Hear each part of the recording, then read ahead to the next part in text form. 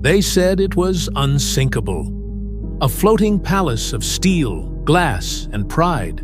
But what if I told you the Titanic's fate was sealed long before it ever touched the water? Not by an iceberg, not by nature, but by a decision, a single act of human arrogance made months earlier, buried under paperwork, polished speeches, and champagne celebrations. Because the real tragedy of the Titanic isn't just that it sank, it's that it was built to fail, and no one wanted to admit it.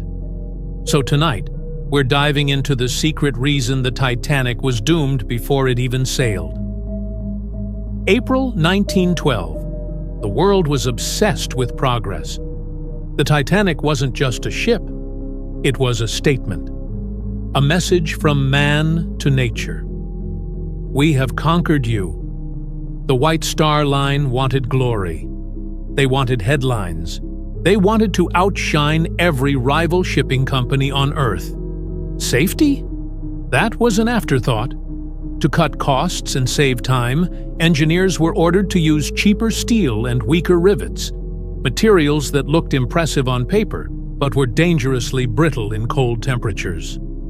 And yet, everyone cheered. Because who would question a ship called unsinkable? Even before the Titanic left the dock, whispers started spreading. Workers noticed tiny cracks in the hull plates during construction. Some riveters even reported hearing pings, the sound of stressed metal fracturing under pressure. But deadlines don't wait for doubt.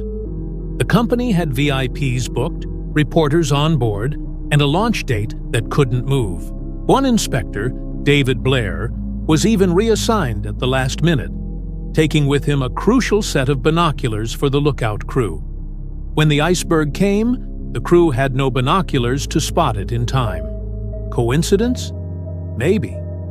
But the universe doesn't forgive arrogance. Here's where it gets eerie. Before departure, a key was accidentally left behind in Southampton. The key to the locker that held the lookout binoculars. The man carrying it didn't realize until after the ship sank. And just before sailing, a last-minute change in course and command happened. Captain Edward Smith, who planned to retire after this voyage, was persuaded to take the Titanic one last time. Why? Because the company wanted a famous name at the helm. They changed the route to save time, sending the Titanic through an area already reported to have ice warnings. But Smith was under pressure to make headlines. Fastest Atlantic crossing ever. The board didn't want safe. They wanted spectacular. Underneath its beauty, the Titanic's design had a deadly flaw. Its watertight compartments, the pride of its engineering, were not actually sealed at the top. It looked revolutionary. But in reality, water could spill over from one compartment to another, like dominoes falling in slow motion. Once the first 5 flooded, the ship's fate was mathematically sealed. No amount of lifeboats, heroism, or prayers could change that. But remember, lifeboats were also cut down from 64 to just 20, because the executives thought too many would clutter the deck. They cared more about the view than survival. After the disaster, the official inquiry blamed the iceberg, the captain, and the speed. But the truth was quietly buried to protect the White Star Line's reputation. Internal memos later revealed that engineers had warned about the rivets and steel quality. But they were told it was good enough. When samples of Titanic's metal were recovered decades later, scientists confirmed the steel contained too much sulfur, making it shatter like glass in cold water. It wasn't bad luck. It was bad engineering. And worse, corporate pride. So what was the secret reason the Titanic was doomed before it even sailed? It wasn't the iceberg. It wasn't fate. It was hubris, the belief that human ambition is greater than nature's truth.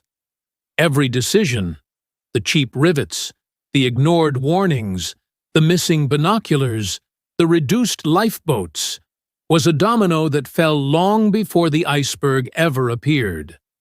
The Titanic didn't just sink into the ocean. It sank into history as a warning that pride, when mixed with profit, can destroy even the greatest creation. When people say the Titanic was doomed, they usually think of the iceberg. But the iceberg was just the final witness to a tragedy already written. Because the most dangerous storms aren't made of ice or waves. They're made of ego. And sometimes, it's not the sea that sinks the ship, it's the people steering it.